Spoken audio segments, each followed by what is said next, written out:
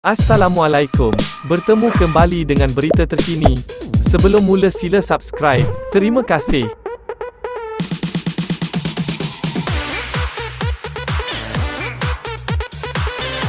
Pihak pendakwaan hari ini menegur Datuk Seri Dr. Ahmad Zahid Hamidi supaya tidak menjadikan mahkamah seperti kedai kopi atau mesyuarat Majlis Tertinggi UMNO semasa menjawab soalan dalam perbicaraan kes yang dihadapinya.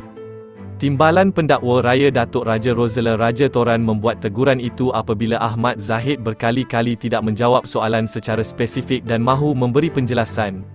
Sedangkan pendakwaan tidak meminta berbuat demikian. Soalan yang diajukan Raja Rosella adalah adakah bekas Timbalan Perdana Menteri itu bersetuju bahawa bekas setiausaha eksekutifnya Mej Mazlina Mazlan Tanda @ Ramli tidak boleh sentuh wang dalam akaun simpanan tetap di Tuan Louis dan Co.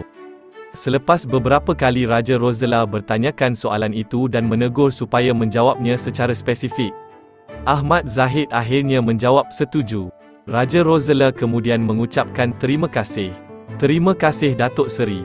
Terima kasih banyak. Manakala Ahmad Zahid menjawab terima kasih kepada anda juga. Berasa sinis dengan jawapan Ahmad Zahid itu, Raja Rosella kemudian berkata, hati-hati Datuk Seri. Datuk Seri dekat dalam mahkamah ya. Bukan dekat kedai kopi. Bukan dekat majlis tertinggi. Saya ingatkan anda sebagai pegawai mahkamah. Sebelum itu, Raja Rosella turut menegur Ahmad Zahid apabila beliau mengelak untuk menjawab soalan secara spesifik berkenaan dana Yayasan Akal Budi (YAB) yang dipindahkan ke akaun simpanan tetap Louis dan Co. Datuk Seri kena belajar untuk hormat mahkamah Datuk Seri ya. Bila saya tanya soalan dan soalan itu adalah spesifik, Datuk Seri tolonglah jawab soalan itu secara spesifik melainkan saya suruh Datuk Seri memberikan penjelasan. Saya adalah pegawai mahkamah Datuk Seri. Saya dan rakan bijaksana saya, peguam-peguam Datuk Seri adalah pegawai mahkamah. Kami menjalankan tugas untuk menjalankan prosiding ini untuk mahkamah ini Datuk Seri. Saya minta sangat-sangat Datuk Seri tolonglah fokus. Kalau tidak sampai malam kita di sini, mahkamah, tegas Raja Rosella.